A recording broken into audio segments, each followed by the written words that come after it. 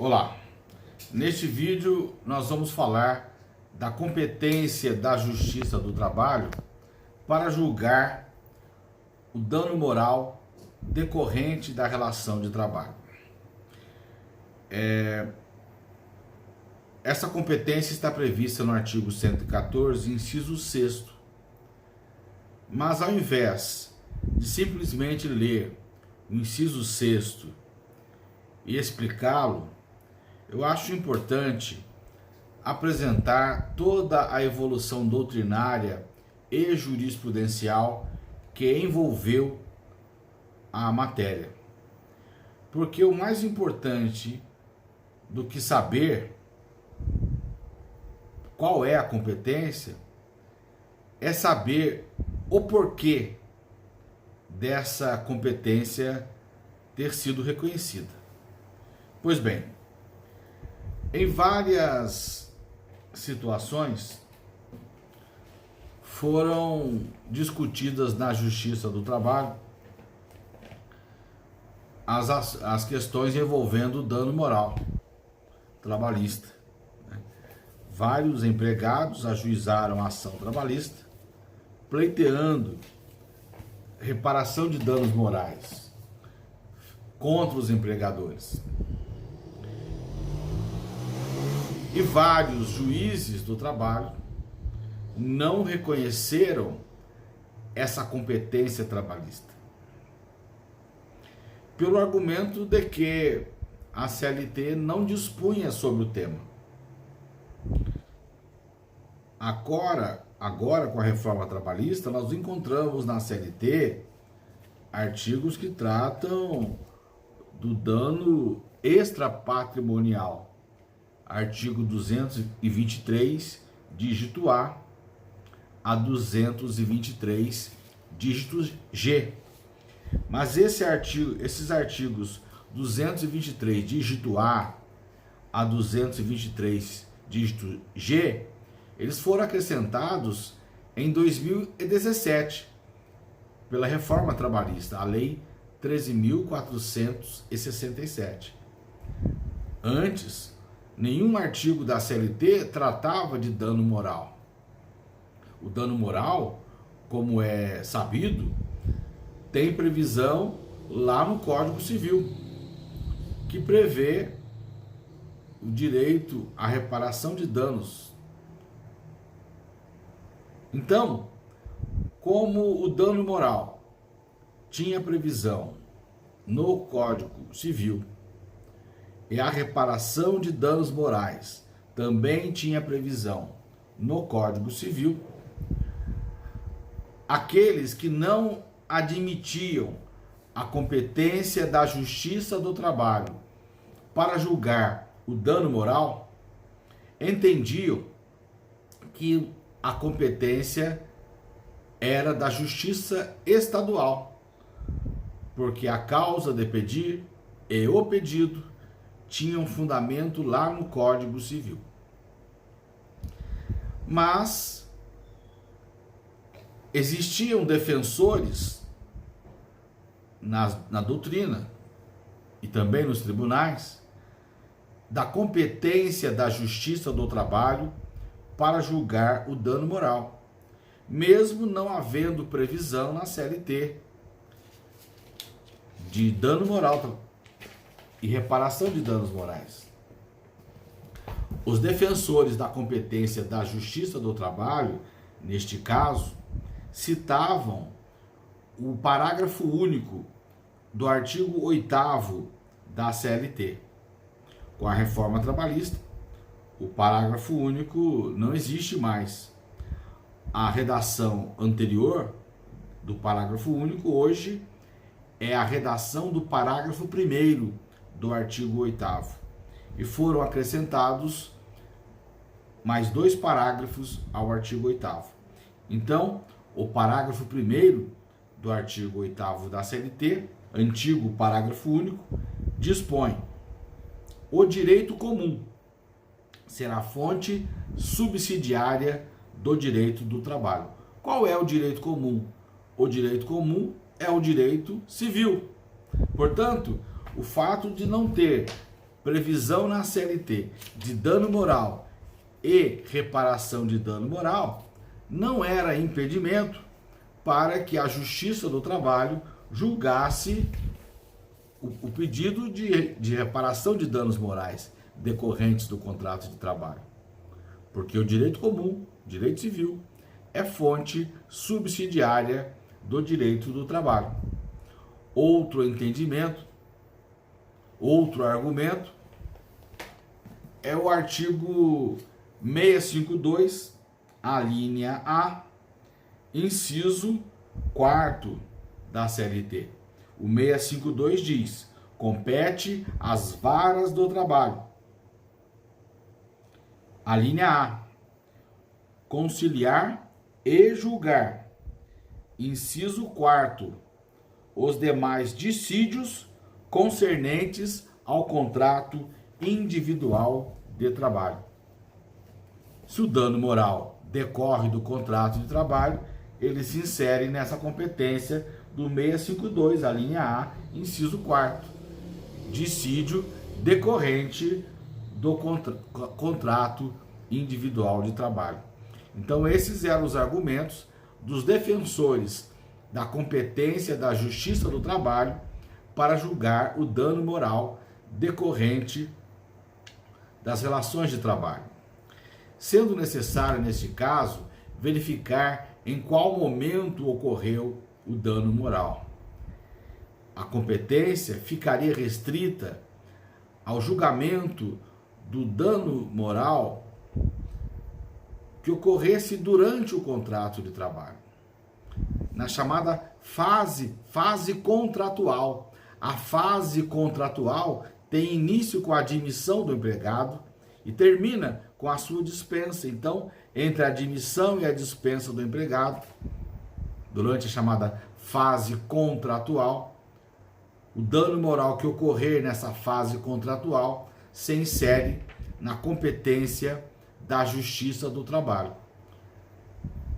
No entanto, se o dano moral ocorrer antes da contratação, na fase pré-contratual, antes de o empregado ser admitido, não haveria competência trabalhista. Da mesma forma, se o dano moral ocorrer após a sua dispensa, não havendo mais vínculo empregatício, o dano moral da fase pós-contratual também não seria da competência da Justiça do Trabalho. Então, essa é a tese dos defensores da competência trabalhista para julgar o dano moral, desde que ocorra na fase contratual. Portanto, nós tínhamos duas correntes na doutrina e na jurisprudência. Uma entendendo que a competência para julgar o dano moral era da Justiça Comum Estadual, porque a causa de pedir e o pedido tem fundamento lá no Código Civil, e outra entendendo que apesar de a causa de pedir e o pedido terem fundamento no Código Civil, isso não impede o julgamento do dano moral decorrente do contrato de trabalho pela justiça especializada, porque o direito civil, direito comum, é fonte subsidiária do direito do trabalho, e esse dano moral decorrente do contrato de trabalho se encaixa naquela competência do 652, a linha A, inciso 4º, como demais dissídios decorrentes do contrato de trabalho. Pois bem, vários juízes do trabalho adotaram essa tese da competência trabalhista para julgar o dano moral decorrente do contrato de trabalho. Vários tribunais regionais do trabalho adotaram este mesmo entendimento. Ocorre que quando o conflito de competência ocorria entre juiz do trabalho e juiz de direito, sendo o juiz do trabalho vinculado ao Tribunal Regional do Trabalho e o juiz de direito vinculado ao Tribunal de Justiça, e portanto juízes vinculados a tribunais diversos, o conflito de competência era julgado pelo Superior Tribunal de Justiça, artigo 105, inciso 1º, a linha D, tema estudado no vídeo anterior. E o STJ, o Superior Tribunal de Justiça, entendia que a causa de pedir e o pedido, tendo fundamento no direito civil, não tendo previsão na CLT, atraíam a competência da Justiça Comum Estadual para julgar o dano moral. Ocorre que a matéria chegou ao Tribunal Superior do Trabalho e o TST passou a admitir a competência da Justiça do Trabalho para julgar o dano moral decorrente do contrato de trabalho. Inicialmente, o TST aprovou uma orientação jurisprudencial, uma OJ, de número 327, da seção básica de dissídios individuais número 1, OJ 327 da SBDI número 1, que diz: dano moral, competência da Justiça do Trabalho. Nos termos do artigo 114 da Constituição Federal de 1988, a Justiça do Trabalho é competente para dirimir controvérsias referentes à indenização por dano moral, quando decorrentes da relação de trabalho. Essa OJ 327 da SBDI número 1 é de 9 de dezembro de 2003. Então o TST passou a admitir que o dano moral que decorre do contrato de trabalho se insere na competência da Justiça do Trabalho. Posteriormente, evoluindo em sua jurisprudência, o TST passou a sumular a matéria. Então, o que era objeto da OJ 327 passou a ser objeto da súmula 392. E a súmula 392 passou a reproduzir a mesma tese de que o dano moral que decorre do contrato de trabalho se insere na competência da Justiça do Trabalho.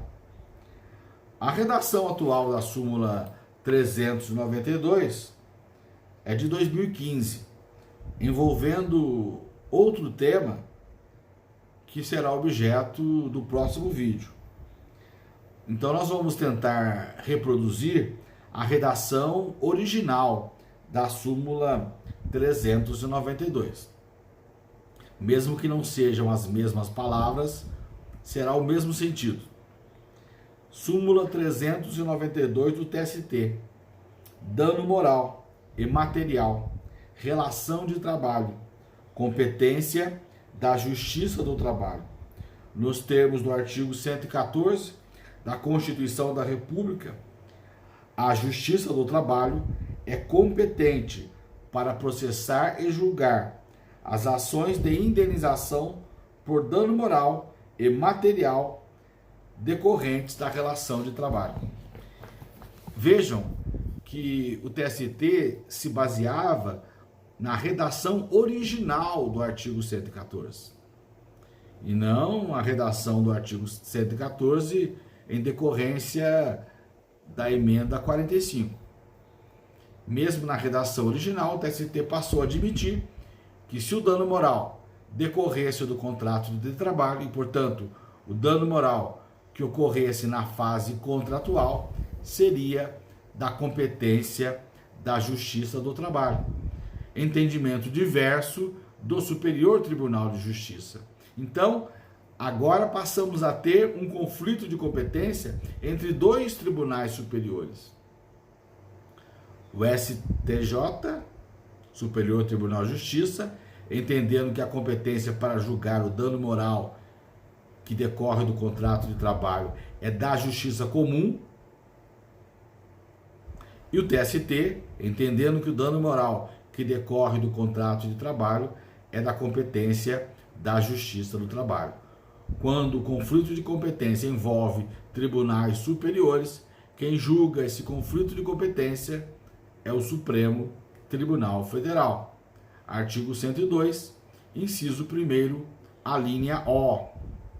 Pois bem, antes do julgamento do dano moral, do conflito de competência sobre o dano moral decorrente do contrato de trabalho, o Supremo Tribunal Federal teve que julgar um caso que acabou influenciando no julgamento do dano moral. Era uma ação na qual se discutia a competência trabalhista ou não para julgar um processo no qual se discutia uma cláusula de preferência na aquisição de um veículo, de um imóvel. O autor da ação era um ex-gerente do Banco do Brasil. No seu contrato de trabalho, esse gerente do Banco do Brasil residia em um apartamento do Banco do Brasil. E existia uma cláusula que previa que, na hipótese de o Banco do Brasil pretender vender o apartamento, o gerente teria preferência nas mesmas condições e preço na aquisição do imóvel. Ocorre que o Banco do Brasil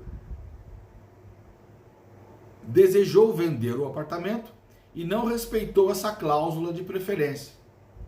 O gerente do Banco do Brasil ajuizou uma ação trabalhista dizendo que ele tinha direito à preferência na aquisição do imóvel. Isso estava previsto no seu contrato de trabalho. Ocorre que essa matéria não é prevista na CLT. Essa matéria é uma matéria típica do direito civil. E instalou-se um conflito de competência. De quem seria a competência? Seria da Justiça do Trabalho ou da Justiça Estadual Comum? Esse conflito de competência envolvendo juiz do trabalho vinculado ao TRT e juiz de direito vinculado ao TJ seria julgado pelo Superior Tribunal de Justiça. Ocorre que o Tribunal Superior do Trabalho reconheceu a competência trabalhista, entendendo que essa cláusula de preferência na aquisição do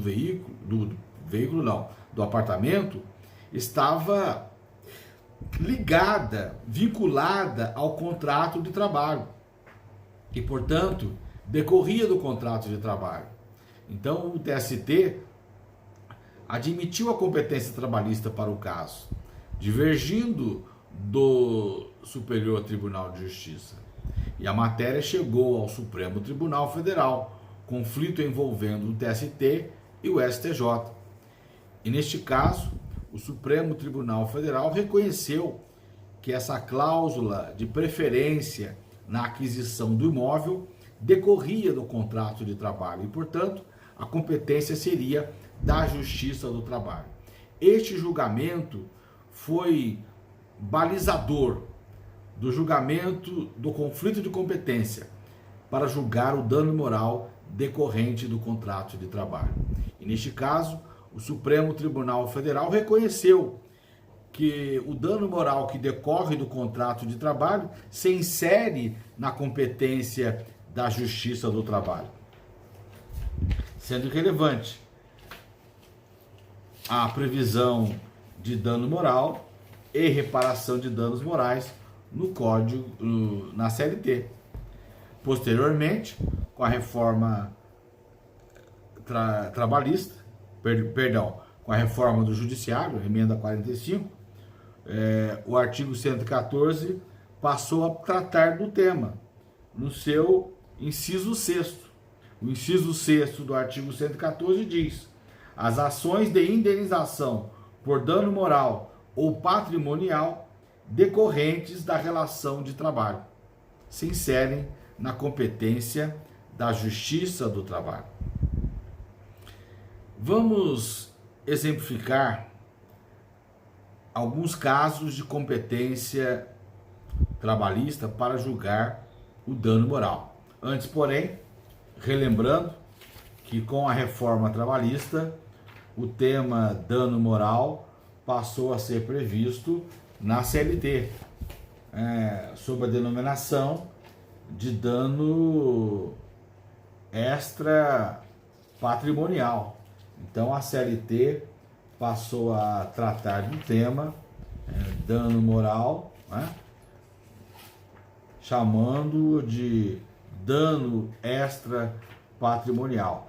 Portanto, com a reforma trabalhista, há previsão na CLT para o julgamento dessas causas envolvendo o dano moral. Nós não vamos analisar os artigos que tratam do tema, porque esse vídeo é sobre direito processual do trabalho e não sobre direito do trabalho. E o tema dano moral se insere no estudo do direito individual do trabalho. Mas apenas para ressaltar que a partir da reforma trabalhista, o tema dano moral, que não era previsto na CLT, passou a ser contemplado, Então, a CLT expressamente vai tratar do tema dano extra patrimonial. Então, nós vamos encontrar um texto consolidado,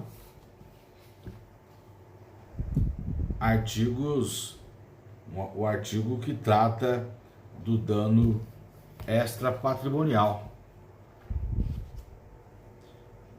Então, aquela discussão que antes existia perdeu sentido, Aquela discussão de que não havia previsão na CLT para julgamento do dano moral, o que já estava ultrapassado, conforme mencionamos, pela decisão do TST sumulando a matéria e depois pela decisão do Supremo Tribunal Federal.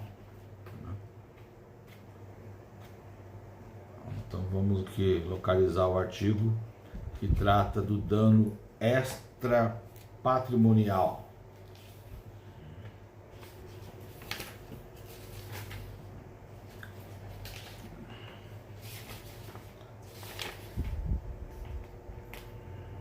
É o artigo 223, dígito A. O 223, dígito A diz: aplicam-se à reparação de danos de natureza extrapatrimonial decorrentes da relação de trabalho apenas os dispositivos deste título. Então, os artigos 223 a 200, dígito A a 223, dígito G, vão tratar do assunto. Pois bem, exemplos de dano moral que ocorrem na fase contratual. O primeiro exemplo que vamos citar é da anotação desabonadora na carteira de trabalho e previdência social do empregado. Como sabemos, nenhum empregado pode ser admitido sem que apresente a sua carteira de trabalho e previdência social, documento obrigatório. Por sua vez, o empregador é obrigado a anotar na carteira de trabalho e previdência social a data da admissão, a função que o empregado vai exercer, o seu salário, condições especiais se houver, depois a data da dispensa. Tem que anotar o período de gozo de férias. Mas Nenhuma anotação desabonadora pode ser anotada na CTPS, na Carteira de Trabalho e Previdência Social. Isso é expresso. Parágrafo 4º do artigo 29 da CLT. É vedado ao empregador efetuar anotações desabonadoras à conduta do empregado em sua carteira de trabalho e previdência social. Anotação desabonadora é proibido. Mas imaginemos que o empregador faça uma anotação desabonadora, por exemplo, anote que o empregado cometeu justa causa. E pior, anote a figura da justa causa cometida, dependendo da conduta elencada no artigo 482, isso vai causar uma mácula, né, no histórico do empregado, porque em todos os demais empregos que ele tentar adquirir, né, em todos os lugares em que ele tentar ser admitido, ele vai ter que apresentar a sua carteira de trabalho e previdência social. Ora, quem vai querer admiti-lo, sabendo que ele foi dispensado por justa causa, sabendo o motivo da justa causa? Provavelmente ele vai sofrer discriminação por causa disso.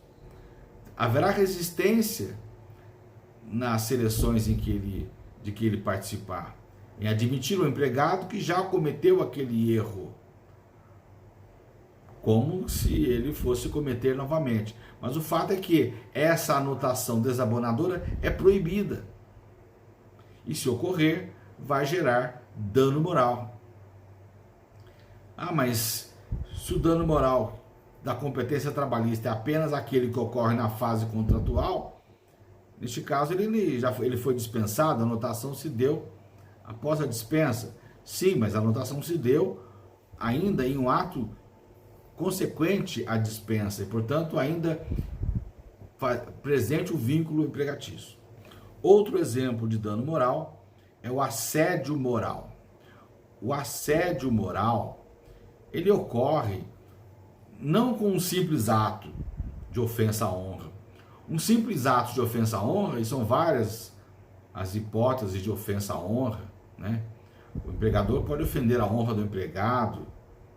Aliás, lá no artigo 483 da CLT, quando trata da ofensa à honra, quando trata da rescisão indireta, né? Rescisão indireta que ocorre nas hipóteses de justa causa do empregador, o 483 prevê que uma das hipóteses de rescisão indireta, justa causa do empregador, é o empregador ou seus prepostos ofenderem a honra do empregado. 483, a linha E. Então, a ofensa à honra ela pode ocorrer de diversas formas. Mas um único ato. Aqui no assédio moral, esse não se complementa, né? Esse não ocorre com um único ato. O assédio moral ocorre com uma repetição de atos. São atos sucessivos, repetitivos, de diminuição da moral do empregado, que vão caracterizar o assédio moral. Então, o assédio moral ocorrendo durante o contrato de trabalho vai gerar o direito à reparação de danos morais, competência da Justiça do Trabalho. Da mesma forma, haverá dano moral decorrente do contrato de trabalho quando ocorrer assédio sexual.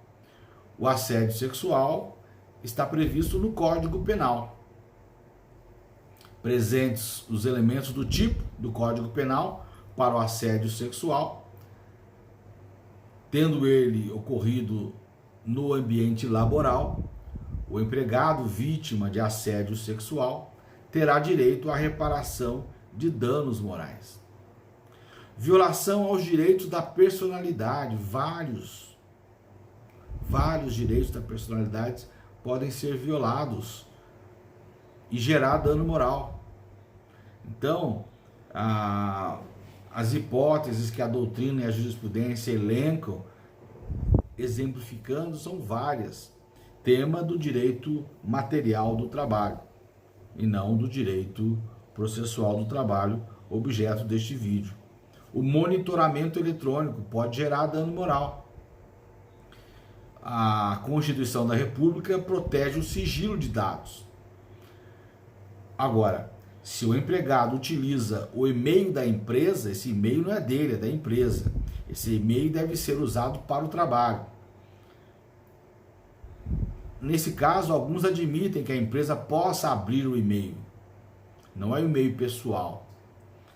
Mas é possível a empresa monitorar o e-mail que ela fornece ao empregado para verificar se ele está usando o e-mail apenas para o trabalho, sem comprometer o patrimônio da empresa, porque dependendo dos arquivos que ele receber, abrir, ele pode colocar em risco o patrimônio da empresa, tendo vírus neste arquivo infectando todo o sistema de informática da empresa. Então, em tese, o e-mail da empresa pode ser monitorado, mas a empresa não pode abrir o e-mail particular do empregado. Não pode violar o sigilo de dados. Mas é possível que haja um monitoramento sem invasão. Há programas de informática que detectam o conteúdo, né, do que está sendo transmitido ou recebido sem a necessidade de abrir o arquivo, abrir o e-mail, né? Então, se o empregado estiver usando o e-mail particular da empresa no ambiente de trabalho para acessar sites pornográficos, abrir arquivos pornográficos, por exemplo, esse empregado não estará agindo de forma correta. E é possível a empresa detectar isso sem a necessidade de violar os dados do e-mail do empregado. Mas o monitoramento eletrônico pode gerar dano moral, dependendo da situação. Revista íntima, caso típico de dano moral. Não pode haver revista íntima. A CLT prevê, quando trata da proteção do trabalho da mulher, no artigo 373, dígito A, inciso 6º, que é vedada a revista íntima. Artigo 373, dígito A, ressalvadas as disposições legais destinadas a corrigir as distorções que afetam o acesso da mulher ao mercado de trabalho e certas especificidades estabelecidas nos acordos trabalhistas, é vedado, inciso 6º, proceder o empregador ou preposto a revistas íntimas nas empregadas ou funcionárias. É expressamente vedada a revista íntima. E muitas vezes ela ocorre, gerando dano moral. Algumas empresas têm o costume de, no final do expediente, verificarem as bolsas das empregadas, as mochilas dos empregados, ou mesmo das empregadas, né? Eles são obrigados a abrir a bolsa, a mochila, para verificarem se eles não estão furtando nenhum bem. Eu entendo que nesse caso também há violação à intimidade. A empresa pode monitorar, dentro do seu poder de direção, instalando câmeras de vigilância em ambientes coletivos, desde que não viole a intimidade. Não pode ter câmera de vigilância em vestiário, em banheiro, óbvio que não. Mas no ambiente de trabalho, em que todos estão trabalhando, não vejo problemas, né? Agora, essa violação da intimidade, essa revista, isso não é permitido. Mas, de forma, alguns toleram essa revista superficial nas bolsas, nas mochilas. Mas a revista íntima não é permitida. O artigo 373, dígito A, inciso 6º, expressamente veda a revista íntima das empregadas. Mas e os empregados? Os empregados podem ter revista íntima? A CLT não fala, mas por óbvio que também não podem. O artigo 5º da Constituição da República, no inciso 2º, diz: todos são iguais em direitos e obrigações nos termos desta Constituição. É óbvio que os homens também estão protegidos contra a revista íntima, mas infelizmente ela ocorre, gerando danos morais. Há notícias de uma empresa uma fábrica de lingerie que obrigava suas empregadas a se despirem ao término do expediente, antes de ir embora, para mostrarem que não estavam furtando a calcinha e o sutiã produzido na fábrica. Caso típico de dano moral. Nenhuma mulher é obrigada a se despir perante outra, ou numa sala em que não tem ninguém, mas em que há uma câmera filmando o seu corpo. Isso viola a intimidade, é óbvio. Também há casos de dano moral quando viola a intimidade de outras formas, né? Sem essa revista íntima, violação dos direitos da personalidade, empregados que são obrigados a usarem um banheiro coletivo sem divisórias, ficarem nus ao lado de outras pessoas, sem intimidade, sem a preservação da intimidade. Há casos de dano moral reconhecido neste caso. Algumas figuras da justa causa. Não é dispensar o empregado por justa causa que gera dano moral. Mas, por exemplo, se o empregador dispensa o empregado acusando-o de ato de improbidade, 482 a linha A, sabendo que ele não cometeu ato de improbidade, em tese, há dano moral, passivo de reparação. Violação aos direitos diversos que possam causar discriminação. Então, a discriminação no ambiente de trabalho é caso típico de dano moral. A Constituição da República não admite a discriminação. A Constituição da República tem vários incisos no artigo 7º, bem como no artigo 5º, vedando atos discriminatórios, os próprios princípios fundamentais. A Organização Internacional do Trabalho, a OIT, possui uma convenção internacional contra discriminação no ambiente de trabalho, a Convenção 111. Infelizmente, os casos de discriminação laboral ocorrem e geram dano moral, passível de reparação de danos. Discriminação de qualquer espécie, seja em função do sexo, da opção sexual, da opção religiosa, por não ter religião, do posicionamento político, qualquer discriminação que possa ocorrer no ambiente laboral gera dano moral, bem como a violação aos chamados interesses difusos e coletivos de que trata o artigo 81 do Código de Defesa do Consumidor. Então, aqueles direitos que não atingem apenas a um, mas a todos os empregados, direitos difusos ou direitos coletivos, vai gerar dano moral. Então, nós vamos encontrar várias situações geradoras de dano moral relatadas pela jurisprudência. Câmeras de vídeo instaladas em ambientes de intimidade, vestiário, banheiro. Situação inadmissível, geradora de dano moral. Em empresas de telemarketing, há notícias de empregados que são monitorados para verificar quantas vezes eles se ausentam do trabalho para irem ao banheiro e quanto tempo ficam no banheiro.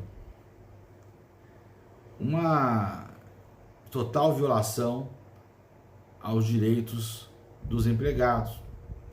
Não apenas a intimidade, mas há uma violação de direito difuso. Não dá para identificar, nesses casos, muitas vezes, quais são os empregados. Todos, o grupo, caso típico de violação dos direitos difusos, né, e coletivos, que também serão passíveis de reparação de danos. Essas são as questões sobre a competência da Justiça do Trabalho para julgar o dano moral. No próximo vídeo falaremos da competência da Justiça do Trabalho para julgar o dano moral decorrente de acidente de trabalho. Até lá!